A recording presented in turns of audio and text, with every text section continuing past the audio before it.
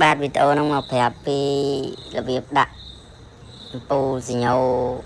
សហើយសញ្ញោពណ៌កាឈូមួយប្រាប់មួយអត់ប្រាប់ជាងណាជាងអត់ចេះហើយអាហ្នឹងយើងសើកទៅបើសិនណាសើកមើលខ្ញុំសើកមើលហ្មងណាបើយើងសើកទៅអត់ភ្លឺយើងដកវិញយើងត្រឡប់វា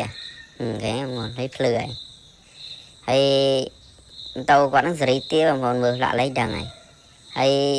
មិនគាត់ទៅឡើងនៅកន្លែងខ្ញុំបងប្អូនគាត់ឡើងកន្លែងគេតែគេអត់បានត្រឡប់កងតាក់ហ្នឹងបងប្អូនកងតាក់នៅពេលដែលគាត់អត់ត្រឡប់ខ្សែនៅពេលគាត់ដាក់ត្រជះទៅគាត់ដាក់បាសកងតាក់ឡើងលើដល់ពេលអញ្ចឹងវាហានិភ័យឆាប់ខូចបងប្អូនវាឆាប់ចូលទឹកហើយវាចង់ចេះត្រឡប់ខ្សែស្រួលបងប្អូនចាំមើលវីដេអូក្រោយខ្ញុំត្រឡប់ខ្សែឲ្យវីដេអូនេះខ្ញុំអត់បានត្រឡប់ខ្សែចាំមើលវីដេអូក្រោយខ្ញុំត្រឡប់ខ្សែបងប្អូនមើល